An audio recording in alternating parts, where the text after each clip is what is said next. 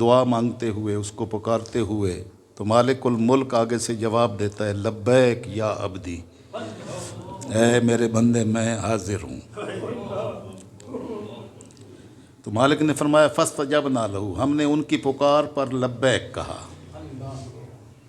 قبول فرما لیا۔ ونجیناہ من الغم، ہم نے ان کو ہر قسم کے غم سے نجات عطا فرما دی۔ وَكَذَلِكَ نُنْجِي الْمُؤْمِنِينَ، یہ ہم نے صرف اپنے نبی کو نجات نہیں دی، ہم سارے کے سارے مومنین کو اسی طرح نجات دیتے ہیں۔ یہ آیت مبارکہ ہم تمام مومنین کے لیے ایک تریاک ہے، لیکن پہلے اعتراف خطا ہوتا ہے کہ مجھ سے غلطی ہو گئی۔ غلطی کا اعتراف کر کے معافی مانگنا یہ بندہ مومن کی شان ہے۔ جو معاشرے اپنی نسلوں کی تربیت معافی مانگنے پر کرتے ہیں، وہ معاشرے اللہ کو نہ بھی مانتے ہوں تب بھی یہاں دنیا میں وہ سرخرو رہتے ہیں، امن کا گہوارہ ہوتے ہیں۔ غیر مسلم معاشروں میں بچوں کی تربیت اس بنیاد پر کی جاتی ہے کہ تم سے اگر کوئی خطا ہوئی ہے، غلطی ہوئی ہے تو معافی مانگو۔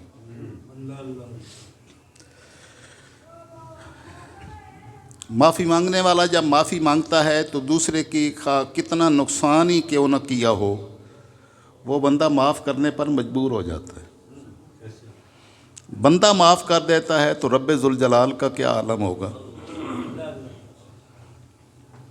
استغفروا ربکم انہ کان غفارا، اپنے رب سے معافی مانگیں، وہ بہت زیادہ معاف فرمانے والا ہے۔ اتنا معافی دینے والا اور کوئی نہیں ہے جتنا ہمارا رب معافی دینے والا ہے، غفار ہے، غفار ہے۔ لیکن ہمارے ہاں غلطی ماننے کا رواج ہی نہیں۔ غلطی ماننے والا پھر اپنی راہ کو تبدیل کرتا ہے، چینج کرتا ہے کہ میں اس طرف جا رہا ہوں تو یہ غلط راستہ ہے، مجھ سے غلطی ہوئی ہے، تو وہ پھر وہاں سے یو ٹرن لے گا کہ یہ غلط کام ہو گیا، غلط طرف جا رہا تھا، پھر وہاں سے واپس ہوگا۔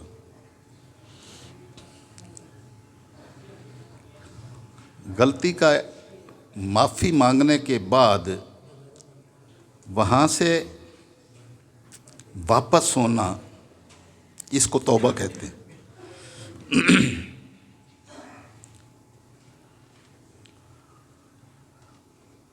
اللہ رب العزت نے انبیاء کرام کے ذریعے سے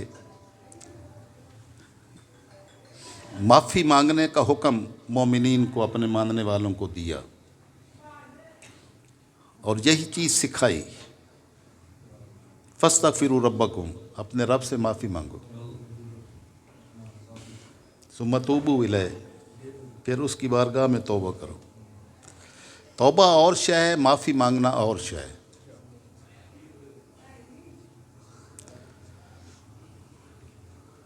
لیکن بندہ توبہ اللہ کی بارگاہ میں کر ہی نہیں سکتا ہے جب تک مالک الملک پہلے توبہ نہ کرے بندے کی طرف۔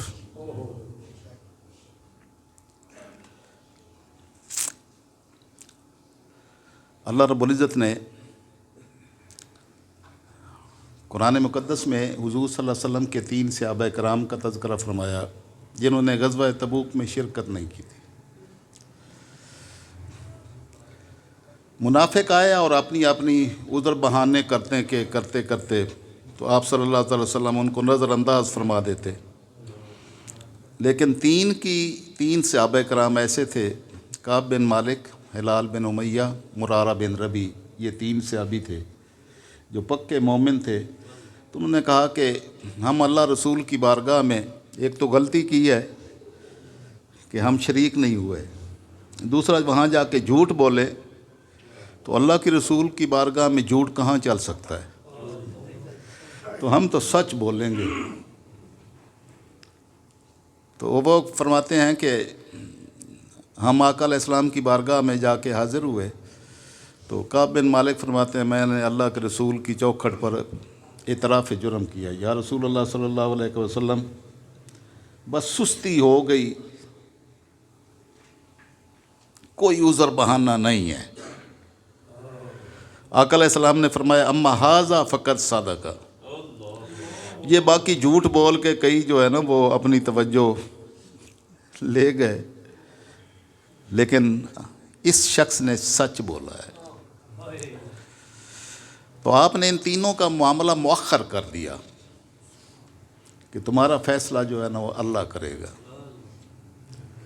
جس نے سچ بولا تھا ان کا معاملہ مؤخر ہو گیا، جنہوں نے جھوٹ بولا تھا ان کو نظر انداز کر دیا، ان کو چھٹی نہ ملی جس نے سبق یاد کیا۔ سچے لوگوں پر ہی گرفت بھی ہوتی ہے، جھوٹے لوگوں کو کوئی منہ بھی نہیں لگاتا۔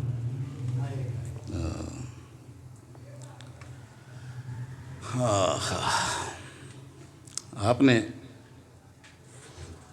نظر انداز کیا تو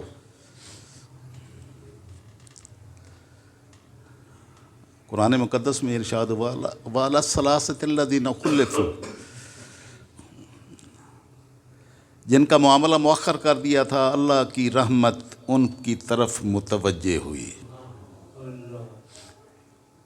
حتیٰ اذا ضاقت علیہم الارض بما رحبت، کھلی زمین جو بہت وسیع تھی یہ ان کے لیے تنگ ہو گئی کہ اللہ کے رسول نے بولنا چھوڑ دیا تھا۔ لیکن یہ ایک امتحان تھا۔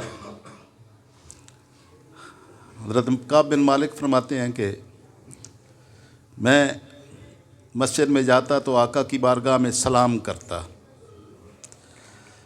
آپ منہ دوسری طرف پھیر لیتے، لیکن میں آپ کے ہونٹوں کی طرف دیکھتا رہتا کہ آپ نے سلام کا جواب دیا ہے کہ نہیں۔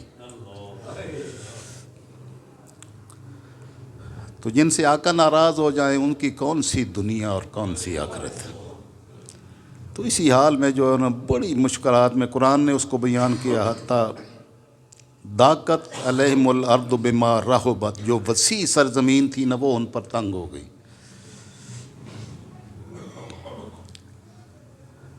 ثم تاب اللہ علیہم، یہ قرآن پاک کی آیت پڑھ رہا ہوں تاکہ آپ کو یہ سمجھ آئے، اللہ نے جس کے لیے دروازہ رحمت کا کھولنا ہوتا ہے اور بندے کو توبہ کی توفیق دیتا ہے، تو پہلے اللہ توبہ کرتا ہے تو بندے کو توبہ کی توفیق دیتا ہے۔ فاستغفروا ربکم، پہلے اپنے رب کی بارگاہ میں معافی مانگیں، یعنی پہلے اعتراف جرم کریں، غلطی ہو گئی، پھر معافی مانگیں۔ معافی مانگنے کے نتیجے میں اللہ کی رحمت متوجہ ہوگی۔ اس متوجہ ہونے کو اللہ کی توبہ کہتے ہیں کہ اللہ نے اس کی بندے کی طرف رجوع کیا ہے۔ لیتوبوا، اللہ رجوع کرتا ہے تاکہ بندہ بھی اس کی طرف رجوع کرے۔ پہلے استغفار، پھر اللہ کی توبہ، پھر بندے کی توبہ، بندہ اس طرف متوجہ۔ تو جب تک اللہ کی رحمت متوجہ نہیں ہوتی بندے کو توبہ کی توفیق بھی نصیب نہیں ہوتی۔ اور جن کو اللہ کی بارگاہ میں توبہ کرنے کی توفیق نصیب ہو جائے وہ خوش نصیب ہے، وہ یقین کر لے کہ اللہ کی رحمت میری طرف متوجہ ہوئی ہے تو مجھے اپنی بارگاہ کی طرف آنے کا راستہ دکھا دیا۔ اگر اس کی کرم نوازی نہ ہوتی تو میں اس کی بارگاہ میں رجوع نہیں کر سکتا تھا۔ آپ کو ہزاروں بندے ملیں گے جو دن دناتے پھرتے ہیں، جن کو اپنے کرتوتوں سے اللہ کی بارگاہ میں توبہ نصیب ہی نہیں ہوتی، اور وہ یہ سمجھتے ہیں کہ وہ کتنے کمال کے لوگ ہیں۔ تو یعنی نہ ان کو غلطی کا اعتراف نصیب ہوتا ہے، نہ غلطی کا اعتراف کر کے معافی مانگنے کی سعادت نصیب ہوتی ہے، نہ اپنی رحمت سے ان کی طرف رجوع کرنا ان کو نصیب ہوتا ہے، اور نہ ان کو پھر اللہ کی بارگاہ میں معافی مانگنے اور اس کی طرف رجوع کرنے کا داعیہ پیدا ہوتا ہے، اور وہ یہ سمجھتے ہیں کہ ہم دنیا میں کامیاب اور سرخرو ہو گئے۔ تو میں نے سیدنا یونس علیہ السلام کی کہ تذکرہ جو قرآن مقدس میں اللہ رب العزت نے ارشاد فرمایا، تو یہ سورہ انبیاء کی آیت نمبر 87 ہے، جس میں ان کا تذکرہ فرمایا گیا۔ اگلی آیت میں فرمایا فَاسْتَجَبْنَا لَهُ، ہم نے ان کی دعا کو قبول فرمایا، وَنَجَّيْنَاهُ مِنَ الْغَمِّ، ہم نے ان کو ہر قسم کے غم سے نجات دے دی۔ وَكَذَلِكَ نُنْجِي الْمُؤْمِنِينَ، اسی طرح ہم مومنین کو نجات ہی دیتے ہیں، یعنی ان کا رجوع کرنا اپنی بارگاہ میں ہمیشہ اللہ قبول فرماتا ہے۔ وزکریا اور اذ نادى ربہ، اور یاد کر اس حضرت زکریا علیہ السلام کو جب انہوں نے اپنے رب کو پکارا، رب لا تذرنی فردا وانت خیر الوارثین، باری تعالیٰ مجھے تنہا نہ کرنا اور تو سب وارثوں سے بہتر وارث ہے۔ یہ سارے نبیوں کا، یہ سورہ انبیاء میں انبیاء کرام کا ہی تذکرہ ہے۔ میں اس بات کو بیان کر کے ختم کرنا چاہتا ہوں، ٹائم تھوڑا ہے۔ تو آقا علیہ الصلوۃ والسلام نے ارشاد فرمایا الا اخبرکم بشیء اذا نازل باحد منکم کرب او بلاء، کیا تمہیں میں بتا نہ دوں کہ جب تمہیں کوئی مصیبت اور تکلیف آ جائے تو وہ دعا مانگو جو سیدنا یونس علیہ السلام نے دعا مانگی تھی، اللہ فرج اللہ عنہ، تو یہ دعا مانگیں گا تو اللہ پاک ہر قسم کی تکلیفوں کو دور کر دے گا۔ صحابہ نے عرض کی یا رسول اللہ ضرور ارشاد فرمائیے۔ حضرت شاہ عبدالعزیز اپنے والد شاہ ولی اللہ کے حوالے سے قضائے حاجات کے لیے نفل پڑھنے کا طریقہ بیان کیا ہے۔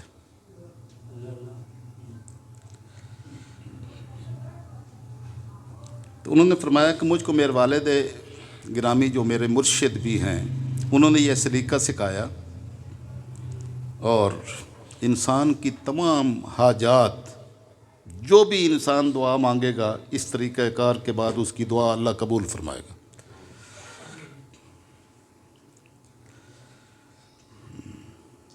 ترتیب بھی لکھی ہے، انسان 4 رکعتیں پڑھے، 4 رکعتوں کی نیت کرے۔ پہلی رکعت میں سورہ فاتحہ کے بعد یہ آیہ مبارکہ جو سیدنا یونس علیہ السلام نے مچھلی کے پیٹ میں مانگی تھی نا، لا الہ الا انت سبحانک انی کنت من الظالمین، فاستجبنا لہ، تو ہم نے اپنے بندے کی دعا کو قبول فرمایا، وَنَجَّيْنَاهُ مِنَ الْغَمِّ، ان کو ہر قسم کی تکلیف سے ہم نے نجات دے دی، وَكَذَلِكَ نُنْجِي الْمُؤْمِنِينَ، ہم سارے مومنین کو اسی طرح نجات دیتے ہیں۔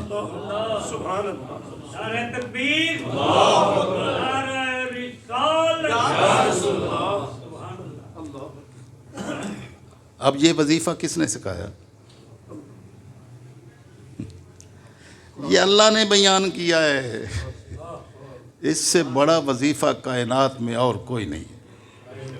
مالک نے فرمایا کہ خوشخبری ہو، ہم نے اپنے نبی کو جس طرح نجات عطا فرما دی تھی نا مچھلی کے پیٹ میں، حالانکہ مچھلی کے پیٹ میں نجات کی کوئی شکل صورت تو نظر نہیں آتی، وہاں تو آکسیجن نہیں ہوتی، تو مالک نے کیسے زندہ رکھا اور کس طرح باہر نکالا۔ فرمایا کذالک ننجی المؤمنین، ہم مومنین کو اسی طرح کے شکنجوں میں نجات بھی دیتے ہیں۔ یہ سورہ فاتحہ کے بعد 100 مرتبہ یہ آیہ مبارکہ پڑھے۔ دوسری رکعت میں سورہ فاتحہ کے بعد رب انی مسنی الضر وانت ارحم الراحمین، سیدنا ایوب علیہ السلام نے جو دعا مانگی تھی، اے باری تعالیٰ مجھے تکلیف پہنچی ہے، یہ نہیں کہا باری تعالیٰ تکلیف دور کر دے، بلکہ آگے عرض کی وانت ارحم الراحمین، تو سب رحم فرمانے والوں سے بڑا رحم کرنے والا ہے، آگے تیری مرضی، تیری مشیت ایسے ہے، تو نے تکلیف میں رکھنا ہے تو تیری مرضی، تو نجات دینی ہے تو تیری مرضی۔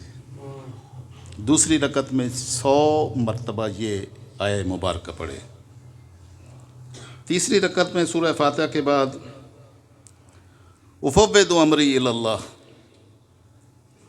ان اللہ بصیر بالعباد، میں اپنا معاملہ اپنے رب کے سپرد کرتا ہوں، وہ اپنے بندوں کو بڑا دیکھنے والا ہے، وہ ان کی ہر ضرورت ہر چیز کو مالک نظر میں رکھے ہوئے۔ اس تیسری رکعت میں اس آیت کو 100 مرتبہ پڑھے۔ چوتھی رکعت میں سورہ فاتحہ کے بعد کہے قالوا حسبنا اللہ ونعم الوکیل، کہ ہمارے لیے اللہ کافی ہے اور وہ بہترین کار ساز ہے، اس کے ہوتے ہوئے کسی اور سے لینے کی ضرورت بھی نہیں ہے۔ تو اس کے بعد سلام پھیرے، اور سلام پھیر کے پھر 100 مرتبہ یہ آیت پڑھے رب انی مغلوب فانتصر، باری تعالیٰ میں مغلوب ہوں، مجھ پر غلبہ طاری ہو گیا ہے، بس تو ہی میری مدد فرما۔ تو شاہ عبدالعزیز فرماتے ہیں کہ حضرت امام جعفر صادق نے ارشاد فرمایا، امام جعفر صادق نے، کہ یہ چاروں آیتیں اسم اعظم ہیں۔ امام جعفر صادق نے فرمایا کہ یہ چاروں آیتیں اسم اعظم ہیں، اور ان کے وسیلے سے جو بھی سوال کیا جائے گا، جو بھی دعا کی جائے گی، مالک الملک اس کو قبول فرمائے گا۔ لیکن پہلے یہ یقین کی دولت حاصل ہونی چاہیے کہ میرے رب نے یہ فرمایا ہے تو یہ یقیناً سچ ہے۔ اصل میں ہمیں فائدہ اس لیے نہیں ہوتا کہ ہمیں یقین کامل نصیب نہیں ہوتا۔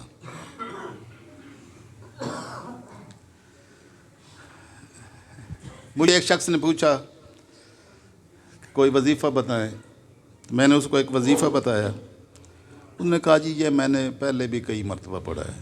میں نے کہا تجھے جو ہے نا یہ شفا نصیب نہیں ہو سکتی، میرے اللہ کے کلام کے بعد میرے پاس اور کوئی اس سے مؤثر وظیفہ نہیں ہے، جس کو یہ بھی یقین نہیں ہے کہ فی شفاء للناس، کہ ہم نے یہ قرآن پاک جو ہے نا یہ ایسے نہیں اتارا، یہ مومنین کے لیے شفا بنا کے تو اتارا ہے۔ تو اگر اس سے کسی کو شفا نہیں نصیب ہوتی تو وہ پھر کسی کو اس کو کوئی شیطان کے پاس جا کر ہی کوئی شاید شفا نصیب ہو جائے، کیونکہ اس کا تو یہ یقین ہی نہیں ہے کہ میرے اللہ کا فرمان سچا ہے۔ تو یقین کامل کے بغیر کبھی بھی نتائج نہیں نکلتے۔ اعلیٰ حضرت عظیم البرکت رحمۃ اللہ تعالی علیہ، آپ کے ہاں طاعون کی بیماری آئی، گل گھوٹو، گلا سوج جاتا ہے، سانس لینا مشکل ہو جاتا ہے، جانوروں کو بھی ہوتی ہے، انسانوں کو بھی ہوتی ہے۔ آپ کو ڈاکٹروں نے کہا جی یہ طاعون ہے، آپ نے فرمایا مجھے طاعون لگ ہی نہیں سکتی۔ کیوں نہیں لگ سکتی؟ کہ میرے نبی کا یہ ارشاد ہے کہ آقا علیہ السلام نے فرمایا جب کسی علاقے میں یہ کوئی بیماری آ جائے اور وہ یہ دعا مانگ لے اللہ کی بارگاہ میں، الحمدللہ الذی عافانی اما ابتلاہ، تمام تعریفیں اس اللہ کے لیے ہیں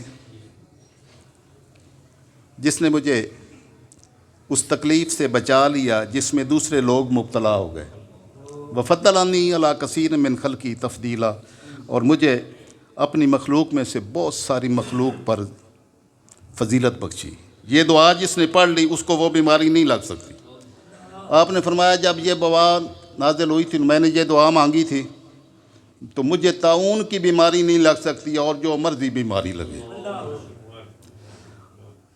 ڈاکٹر کہتے طاعون ہے، آپ کہتے نہیں لگ سکتی۔ میں یقین کی بات آپ کو کر رہا ہوں، یقین کامل کے بغیر ملتا نہیں ہے۔ پہلے یقین کامل اللہ کی ذات پر بھروسہ، وَعَلَى اللَّهِ فَلْيَتَوَكَّلِ الْمُؤْمِنُونَ، اور اللہ کی ذات پر ہی توکل کرتے ہیں، بھروسہ کرتے ہیں مومنین۔